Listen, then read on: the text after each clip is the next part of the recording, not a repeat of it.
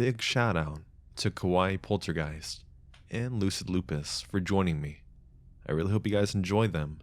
I'll have links to their channels in the description down below, as well as timestamps, and I'll also put it in the comment section so you can find it a little more easier. Thank you so much and enjoy.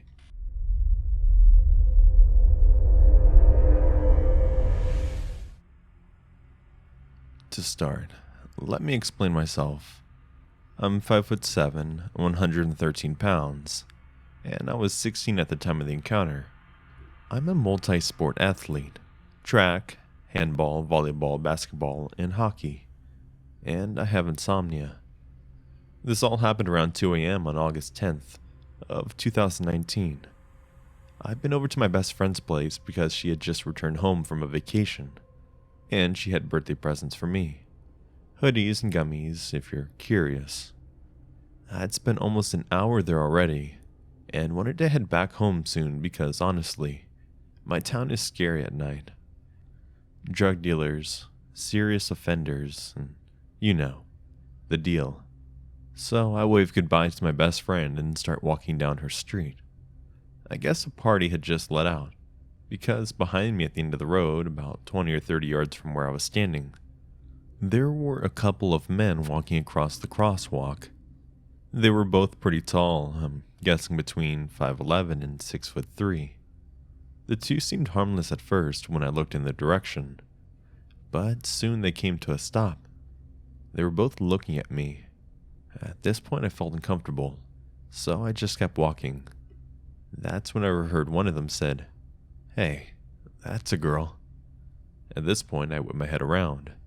They were starting to walk in my direction now, and one of the two men had moved towards the sidewalk, where there was no light. I knew at this point that something wasn't right, and I began to pick up my pace. They were still getting closer, and I didn't know where the second guy was, but when I looked back, the first guy was still following me down the middle of the road. I think they were planning to cut me off and try to trap me between the two of them. The minute I was about 13 yards away from the T intersection, I started to run, and that's when the yelling started. "Ah, great, now she's running." I hooked a sharp right and then a left. I could still hear them behind me, and at this point, all I knew was that I couldn't stop moving. I had to lose them somehow. I was coming up to an apartment building with a small parking lot behind it. There were no lights. I made a split-second decision to veer off into the parking lot, and I squeezed myself under one of the cars. I don't know how long I waited there. It could have been a minute, but it felt like a lifetime. I watched the two men run past. They didn't bother to check under the cars, which was definitely in my favor. The minute I felt that I was safe, I backtracked and took a different route back to my home. I was too scared to take the main route, in the fear I would have been bumped into them. I know what I'm about to say is stupid, but I didn't go to the police. I wouldn't have been able to give a proper description of the men, because I hadn't seen their faces. If there's anything I have learned from my experience, it's that no matter who you are, you need to be extremely careful. You can think that the part of the town or city that you live in is safe, but that really isn't the case. There is no protective barrier to keep out people with bad intentions. Please, whatever you do, watch your surroundings as if your life depends on it. If I had been listening to my music or not paying attention, I hate to think what could have happened to me. I hope that no one else has to experience the fear that I did. It was almost like prey being chased by predators. And to the two men who followed me, let's never meet again.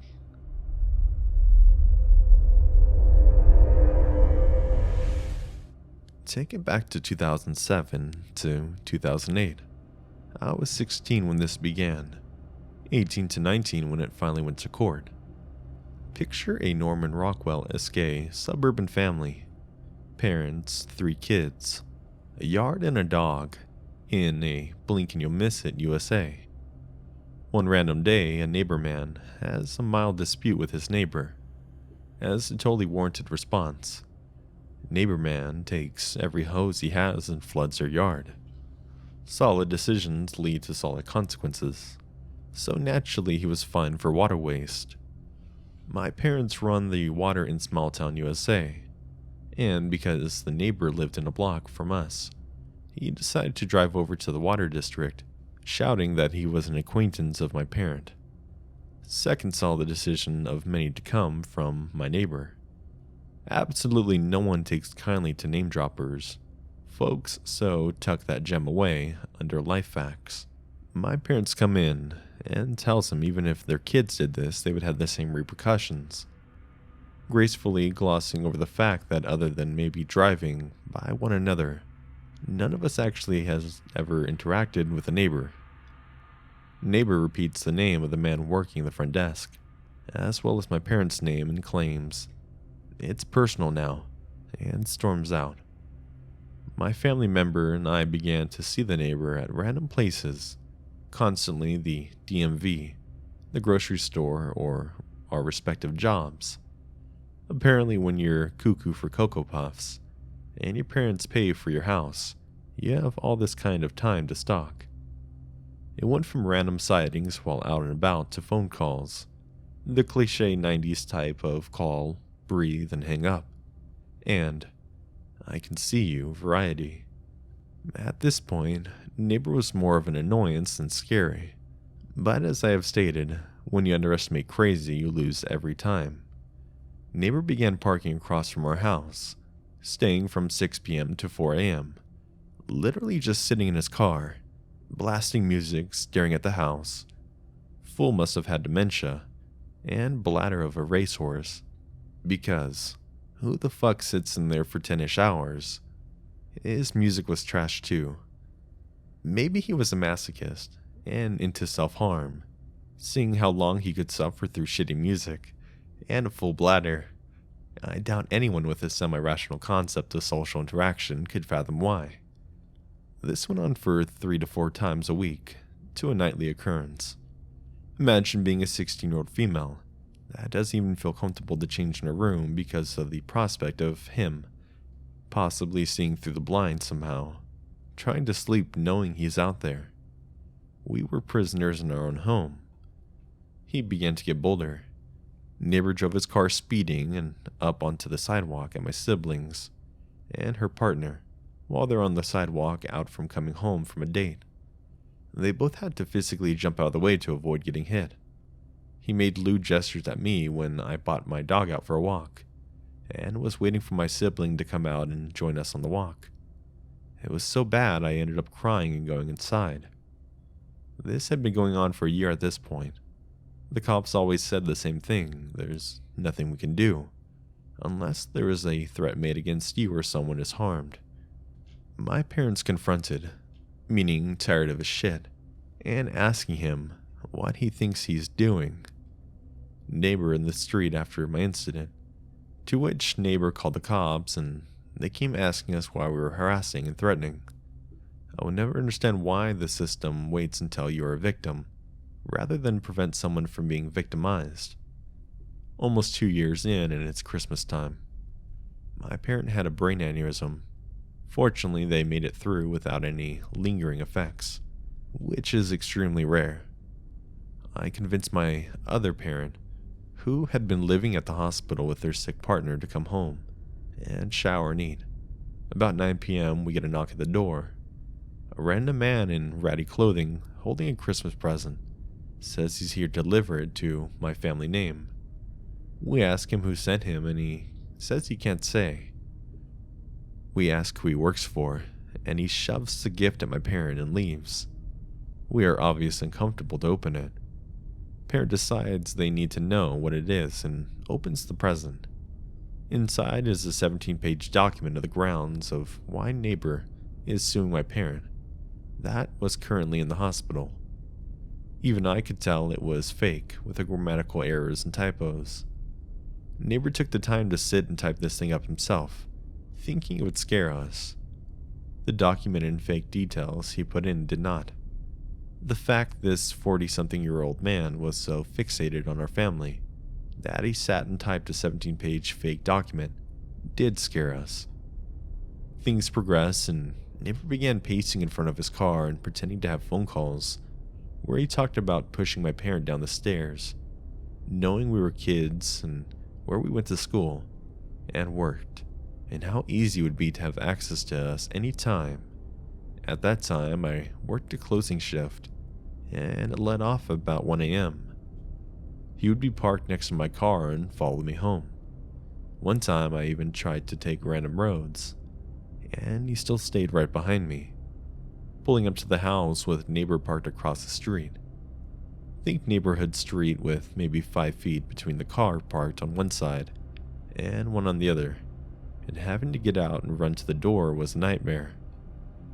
We were all exhausted from not only the aneurysm scare, but also living looking over our shoulders.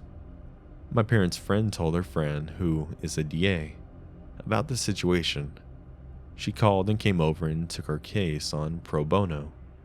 Testifying was a wild ride. We had to put in official statements prior to being called to the stand. We weren't allowed to be in the room with a family member when testifying, nor were we allowed to talk in the halls as we waited for our turn. Imagine reliving 2+ years of traumatic experiences, being cross-examined when you're made out to be a liar, and then not being able to have your family comfort you for support afterwards. It wasn't very ideal. There was enough to put him away for a 1.5 years, as well as grant a felony restraining order. We moved while he was still incarcerated. My sister passed while he was in prison, and he immediately tried to sue her estate. She was 21 at her death when he was released. He claimed that her testimony from him running his car at her and her partner was false, and the only reason he was locked up. Not the case, as there was harassment and stalking charges, and that the money people donated to his GoFundMe for her accident was entitled to him. There's so many more details, but this is already long enough. So neighbor, let's never, ever meet again. You made us prisoners in our home for years. Clearly you're still the same and have not learned a thing from your time of being locked up.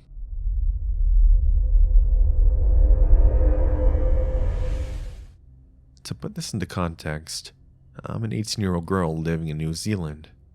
I suffer from anxiety and shut down in stressful situations, and become rather overwhelmed when I'm not sure how to deal with something. This story happened yesterday, whilst I was waiting at my bus station to catch a bus home. I had a long day at work and my legs were in pain, and all I wanted to do was go home and watch some YouTube in bed. It was getting dark and the sun was almost completely down.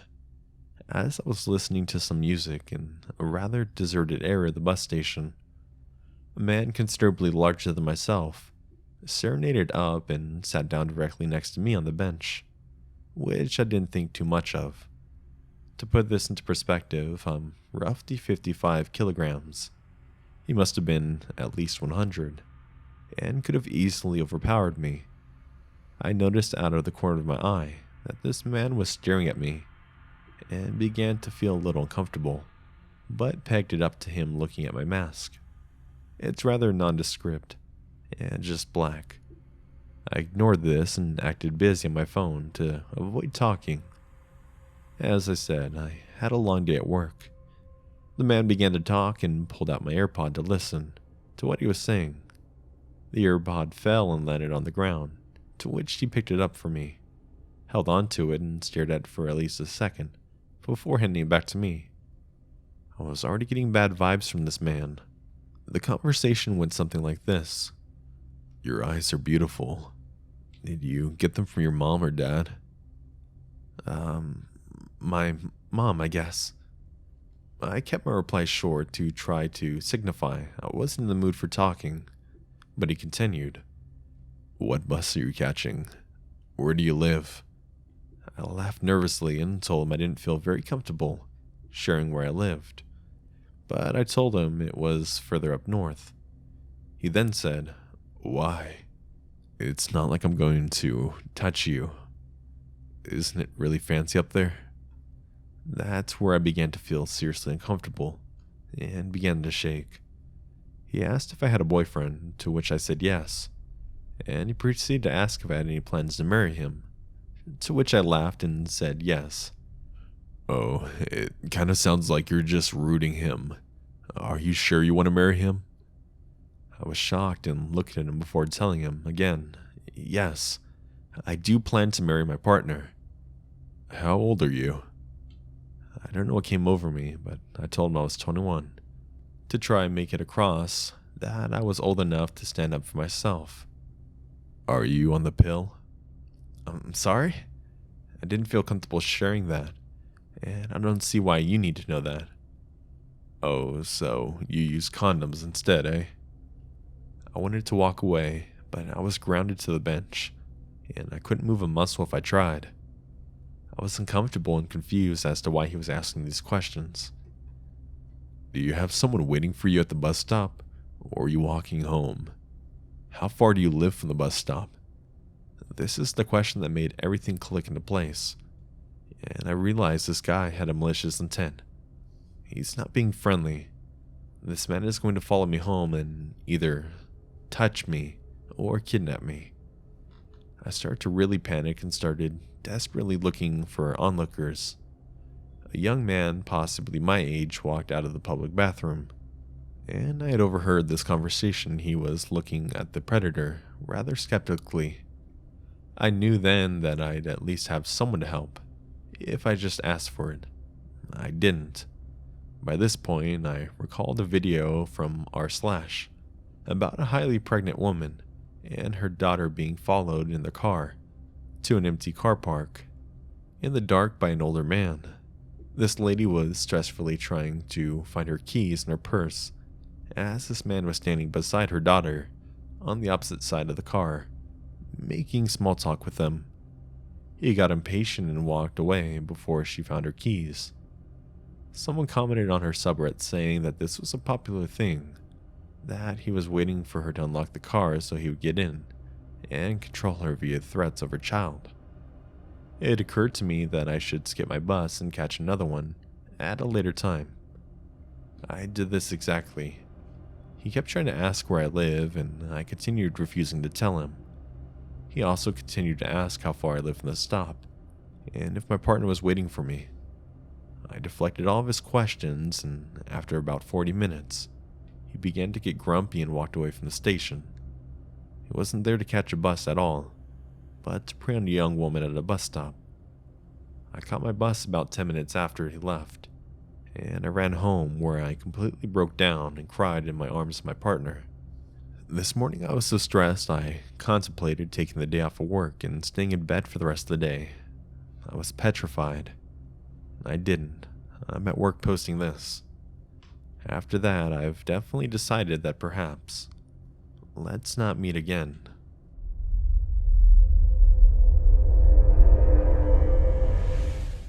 There was nothing special about the pizza place where I worked. It offered your run-of-the-mill dough, strategically covered in enough grease to trick your mind into thinking that it actually tasted good. There was nothing glamorous about my job. I didn't get to make great discoveries or save lives, but it was a job that paid the bills. Bills. My rent was due tomorrow. My gut clenched, reminding me of my account balance. My tips tonight would determine if I would be paying it on time or not. I barely heard the screen chime as the online order came in. One small pizza with salami, olives, and sausages. Simple enough, I thought. I created the artery-killing monster and gave it to the delivery driver, Carl. He glared down at the address and scoffed. 19th South Street? That's like 2 blocks away. Lazy bastard couldn't even walk over for it? Hey, delivery gives better tips. Remember, you owe me half. I said and wondered if the desperation came through my voice. Carl turned and waved his hand in the air, like a child waving off a nagging mother trying to remind her son to wash behind his ears. He wasn't gone 10 minutes before he was back, pizza box still in hand. Lazy bastard didn't even answer the door. I tried calling, no answer. Want to split it? I eyed the pizza. As sick as I was of it, I had barely eaten today. Yeah, sure. What's on it? salami, olives, and sausages. Yeah, never mind. That's all yours. I shrugged and broke the seal on the box. It was a sticker that promised and lied about only using fresh ingredients. I took a bite into the first piece. It was salty. The toppings were an overwhelming choice. It felt good in my stomach, filling me up more than my lunch of ramen had.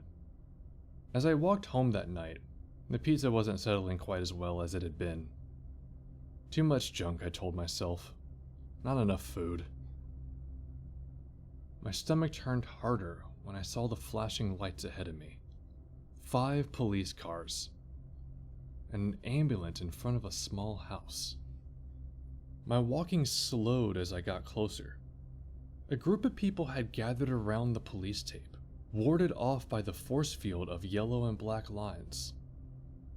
I walked to the nearest group and motioned towards the house with a nod of my head. An old lady near me sighed. Boyfriend held his girlfriend hostage inside, snapped, and killed her when she had tried to escape. God rest her soul. She was just a young thing. I looked back at the crime scene, noticing the house numbers beneath the smear of blood. My breath caught my throat and I struggled not to choke. My eyes watered.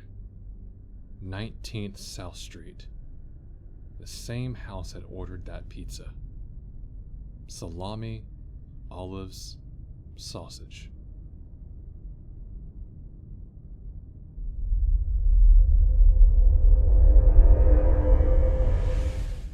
Yesterday, Todd made it his mission to sleep with as many women as possible. He managed a whopping 37 in just 24 hours, an insurmountable amount for the average day. But this was not an average day. I mean, who was going to say no to some sex? He didn't know he'd soon be the father of 6 illegitimate children, or he wouldn't have done it. Yesterday, Anne snapped and slit the throat of her toxic ex-husband. The neighbors walked by and saw the whole thing through the window, but simply looked at each other, shrugged, and kept walking. Anne continued her day as usual, leaving the still warm body on our floor. She didn't know she'd be arrested for murder, or she wouldn't have done it. Yesterday, Lacey took her husband and kids on a drive on the winding roads next to the ocean. Her hands shook as she gripped the wheel, while her kids sat oblivious in the back. She and her husband shared a meaningful look as she jerked the car to the right and into the crashing ocean waves. She didn't know she'd be shunned while laying 6 feet under, or she wouldn't have done it.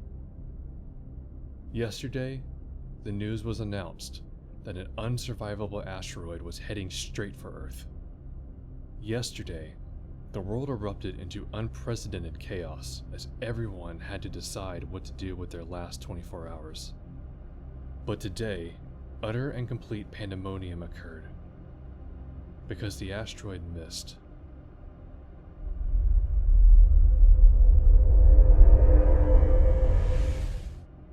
The Crying Library by Character Mood 4. Thank you for signing up to spend a day at the Crying Library. We know you love haunted homes and the adrenaline rush from jump scares, but we doubt you've been to one where your life is truly in danger. If you are a thrill seeker, like I once was, you will have a wonderful time here. Just agree to the following terms, and you will find yourself in the Crying Library tomorrow morning. Rule number 1. In the event of your death, the Crying Library will not be held responsible. That being said, we will do what we can to keep you alive. Rule number 2. The Crying Library was named after the monster who inhabits it, known as the Crying Librarian. You will likely see it walking around multiple times during your stay. When it walks within 10 feet of you, hold your breath. This will keep it from seeing you. It cannot stand uninvited guests. Rule number 3. The books on the shelves contain wonderful knowledge about the universe, much of it unknown to humans like you. The higher shelves have the greatest information of all. if your human mind can even comprehend it. It is a great risk to climb up the ladder to get those books though, as the crying librarian will hear your footsteps. If it spots you on the ladder, there is no hope. Rule number 4. There are 27 shelves in each room containing separately colored books. If you see a shelf containing multicolored books, don't take anything from it. It's a trap. You will read things you don't deserve to suffer through. Rule number 5. Don't go through any door unless you can see what's on the other side. You won't like what you find, or, more accurately, what you find won't like you. Rule number 6. The walls are closing in on you. Don't spend more than 30 minutes in a room if you want to guarantee an exit other than the cellar. You need to be careful. Those books will suck you in, and you will lose track of time. Rule number 7. Do not enter the cellar unless it is your last resort. It is a door that will always be behind you. Just walk backwards to reach it. In there, you will find a snake with an evil grin. It will ask you a question relating to morals or philosophy. The answer to the question will be a quote from the last book you read here. You only have 2 minutes to answer. If you get it right, you will be able to leave the library in peace. If you get it wrong, though, refer to rule number 1. And lastly, rule number 8. The only other way out of a library, besides the cellar door, is to trust the man you spot in the corner of your eye. You will understand this when you've been in the library for a very, very long time. Thank you for going over the guidelines to the Crying Library.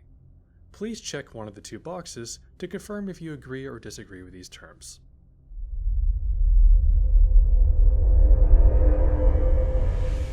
Last night, my uncle sent me a text asking me to help his moving crew with an important job. Only people we can trust, it said. Short notice, so you'll get a bonus. You in? Sure. The first half of the job was simple. We went to a 4-bedroom on the snobby side of town and moved some expensive furniture into the trucks. Everyone there had been working for my uncle since they started the company, all trusted guys who could be discreet.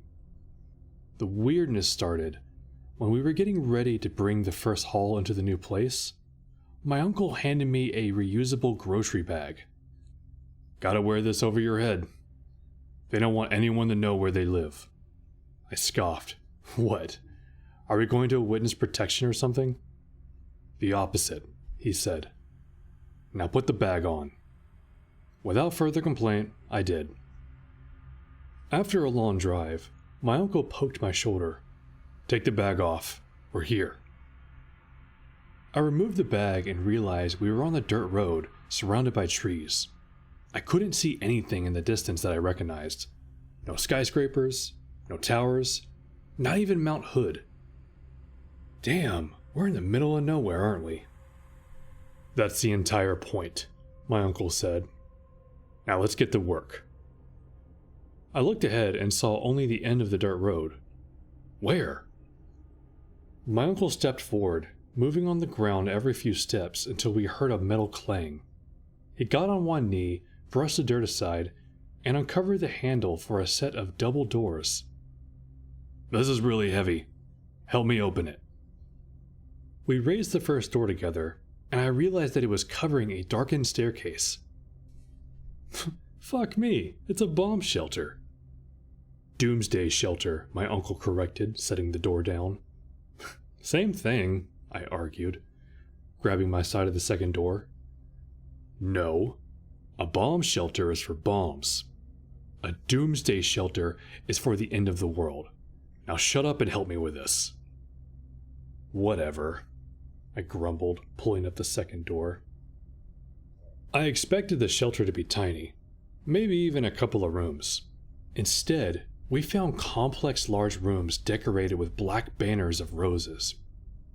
As we carried the furniture down the hallways, we passed windows to other people's houses, all completely furnished and ready for people to move in. The client's house was empty, We arrived, and we started unloading all of their belongings into it. As I brought a box full of a little girl's clothes into one of the rooms, I looked back and I realized something. Hey, uncle. Where are the owners? Are they moving in? Most of them don't know we're doing this. I stopped in my tracks. What the fuck does that mean? We're moving all of their stuff. My uncle sighed.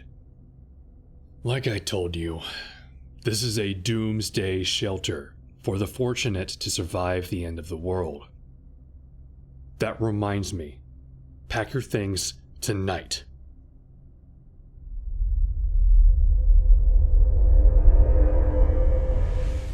Hello, my name is Lucid Lupus. I'm a horror narrator and a voice actor here on YouTube. I do a variety of horror content such as Let's Not Meet, Creepypastas, No Sleep, and the Fetch Arbuckle show every Sunday. Consider stopping by. I'm also a man of many voices. But that's all for now. Consider stopping by and I look forward to interacting and meeting each and every one of you eventually. So with that being said, make sure the lights are off. Grab a blanket, grab some headphones. Let's sink right into the story with good old Lucid. As always, the dark is simply the answer. Around the time I was either in 8th or 10th grade, I was extremely involved in the small building server. The average age was probably 15 or 17, and I joined a group of builders and Skyped with them every weekend for hours. We all became close fast, and trusted each other enough that we followed each other on Instagram. I became particularly close with one of the builders in my friend group named Peter. Peter was in the same grade as me, and we ended up texting quite a lot. I heard rumors that Peter might have a crush on me. He denied them, which I found laughable because it was the internet and brushed it off. Everything was fine for a while until something began to feel off when I talked to him. I was starting to constantly catch him telling small lies. This bothered me, so I figured it was time to distance myself from Peter, and I stopped talking to him. Cut to a few months later of no contact, and Peter out of the blue texted me that he's going to be possibly transferring to my high school so he can get in-state tuition for college. Peter's plan is to somehow live completely alone and support himself while he's in high school. My stomach drops when I read the text, and I know this feels very, very off. I try to be calm, and I tell him that his plan is crazy. I tell him that it's oddly convenient that he chose my random suburb. Peter insists that his plan will work, and it's just a coincidence that he's going to my high school. I'm trying to call Peter's bluff, and hope he is just screwing with me because I cut him off. Peter says he bought the plane tickets already, and is going to stay in my town, and to visit some high school in the area.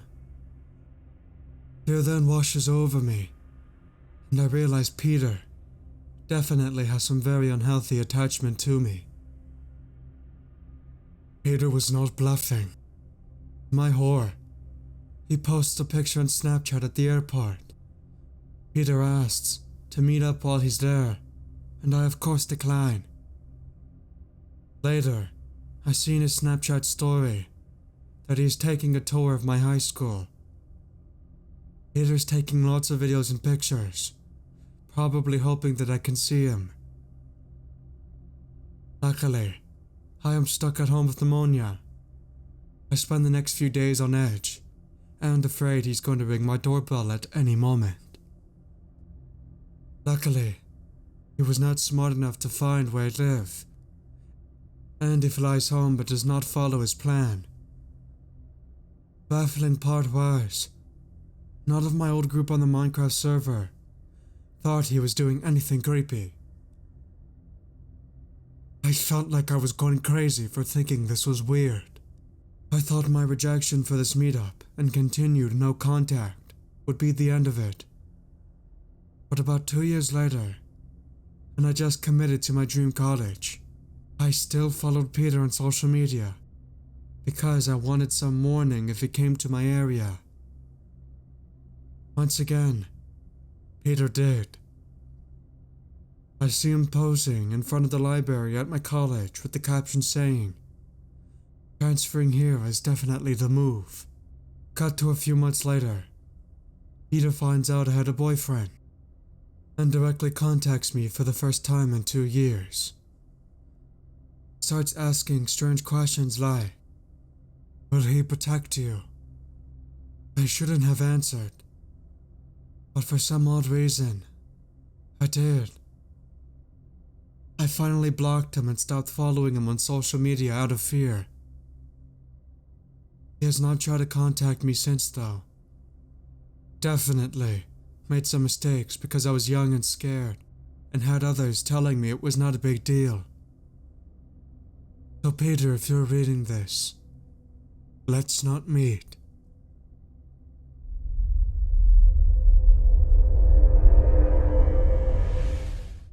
Hey friends, thanks for checking out today's video. If you haven't yet, please make sure to hit that like and subscribe button to be notified when I drop a new video or stream.